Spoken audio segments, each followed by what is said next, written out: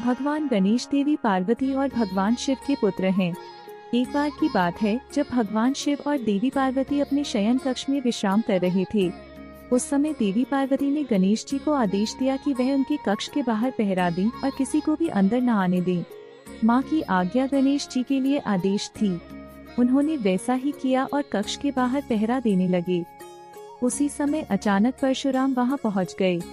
परशुराम भगवान शिव से मिलने के लिए बहुत उत्साहित थे।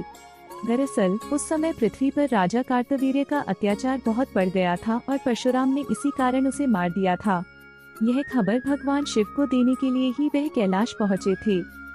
भगवान शिव के कक्ष की ओर परशुराम को तेजी से बढ़ता देख गणेश जी उनके रास्ते में आ गए और उन्हें रुकने को कहा, लेकिन परशुराम भगवान शिव से मिलने के लिए बहुत उत्सुक थे, इसलिए उन्होंने कहा कि मुझे भगवान शिव से मिलना ही है। परशुराम की इस बात को सुनकर गणेश जी बोले, मैं आपको अंदर जाने नहीं दे सकता।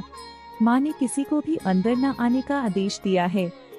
गणेश जी की यह बात सुनकर परशुराम गुस्से से लाल हो गए। उन्होंने कहा, तुम मुझे भगवान शिव से मिलने से नहीं रोक सकते।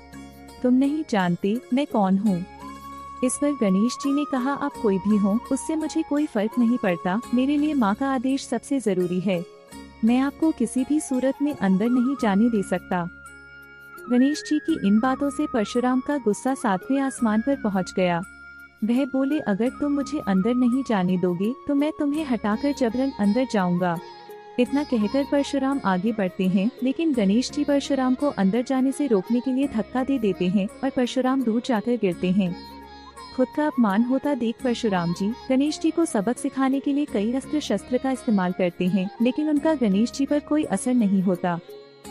अंत में परशुराम जी शिव जी द्वारा दिया गया परशु गणेश जी को मारने के लिए प्रयोग करते हैं। वह परशु भगवान शिव का था, इसलिए गणेश जी उसे पहचान जाते हैं और उसका सम्मान करते हुए उसका वार अपने एक दांत पर ले लेते हैं।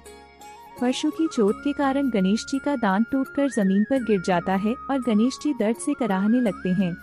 गणेश जी की दर्द भरी आवाज सुनकर माता पार्वती और पिता भगवान शिव अपने कक्ष से बाहर आ जाते हैं और गणेश जी की यह हालत देख परशुराम पर क्रोधित हो जाते हैं।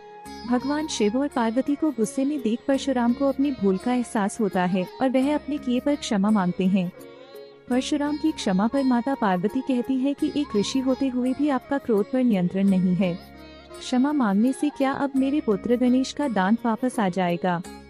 परशुराम कहते हैं कि जो भी हुआ वह मेरी बड़ी भूल थी, लेकिन इस घटना के कारण अब गणेश का आधा दांत व्यर्थ नहीं जाएगा।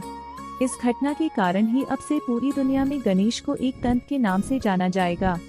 आपको ये कहानी कैसी लगी हमें कमेंट करके जरूर बताएं। और ऐसी ही पौराणिक कथाएं सुनने के लिए हमारी चैनल पारिवारिक स्टोरी को लाइक, शेयर और सब्सक्राइब करें।